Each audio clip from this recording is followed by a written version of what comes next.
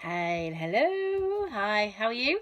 I'm Faye Edwardes, founder of the Business Confidence Club. How are we all? Hope we're amazing. It's a funny old day here. I always seem to mention the weather. Gloriously sunny now, and a couple of minutes ago, massive hailstorm. So it's keeping us on our toes here in Cornwall. I hope everybody's well. I've had a couple of days of feeling a bit grotty. I had a sore throat, and so honoured that, took it easy. And let my body make itself better. If you do come on, please say hi. And if you're watching in the replay, hashtag replay. So today I'm going to talk to you about self-care. I know it's a total buzzword at the moment, and what the hell does it mean? What is it supposed to mean?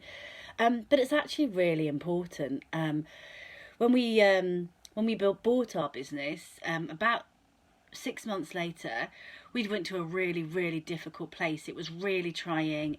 There was loads and loads of problems, and at the time I had run other businesses, but I didn't quite have a whole stash of experience to call upon, and some of these things were really big and were involving massive amounts of money and way beyond anything I'd ever dealt with before personally, not in a corporate way, but that's a bit different. And so I really was running on empty. I didn't have anything to call upon. I didn't have any time for me, and I ended up in this really dark place. And I couldn't smile. I couldn't talk for weeks. I was so consumed with trying to get all these things sorted out and not feeling like I was managing to do it. That the last thing on my mind was me. And as some of you will know, I ended up in A&E with chest pains, which was absolutely horrendous. Thank goodness it was only anxiety that was causing it, but I didn't know until that point that anxiety has a physical manifestation, and it really does. It was terrifying, and so there and then in that moment I realised I had to have this massive toolbox available to me. I had to have tips, techniques, tools, things that I could rely on when I needed them to really stop me getting too stressed, and to put a lid on it and to keep it in perspective. And it also started my journey of self-development. That moment made me go, there are people who can cope with this, and I need to know what they use to be able to cope with it. And so I read everything I could get my hands on. I started following the kind of people that inspired me and had the same values that I did, and that was where I started my journey of learning. And so this week, last Friday, I was Reiki attuned. Here is my certificate. So I did my Reiki 1 attunement. And I know for some people that's entirely woo-woo. But for me, it's really part of my journey if I know that every single day I need to take some time out. I absolutely need to honour myself with those minutes of time out. Otherwise, I will get overwhelmed, and overwhelm is nowhere to be. There's so many things at the moment in terms of what courses should we do, what should we do on social media, and all these different inputs. And we have to have a way of being able to say, hold on a second, I need some time for me to clear my head. And my toolbox is totally different.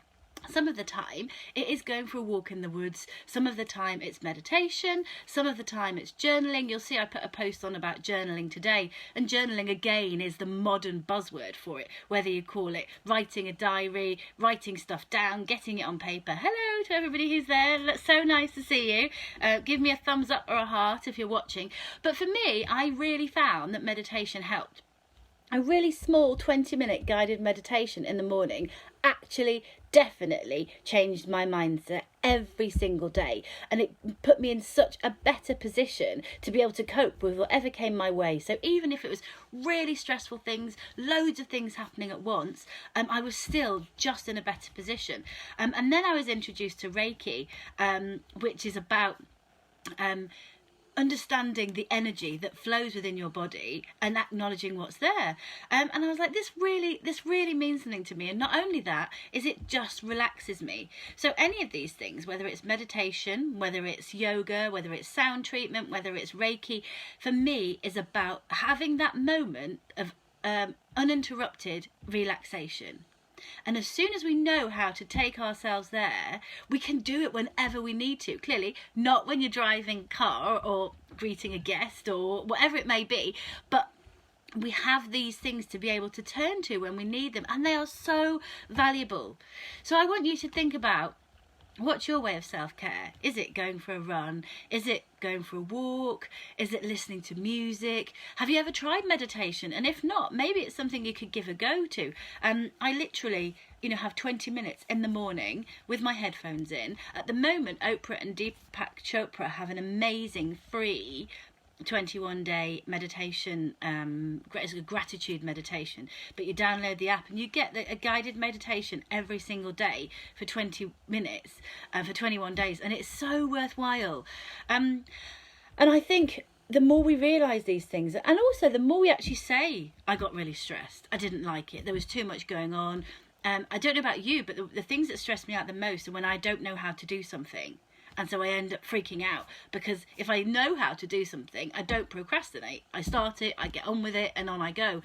And so sometimes it's about saying, I really don't know how to do this, and I need to look around and ask for help.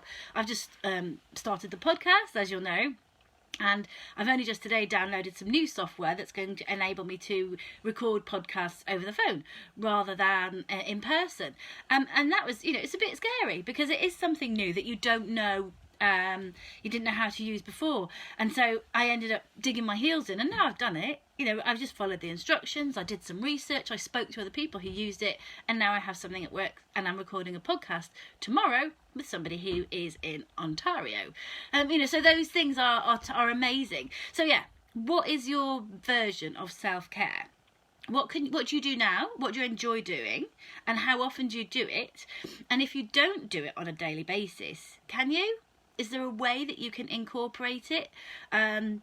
Or every other day basis. I mean, if you don't do any at all at the moment, and I'm saying to do something every day, it might seem completely unreachable. And I don't want you to feel like that about things, because the whole point of this is it's really small, basic, easy things that we can introduce into everyday life to make us more happy, more positive, and more confident. And so it's not supposed to be a big stressy thing. No, how can I do that every day? That's never going to work for me. That's not how I see this at all.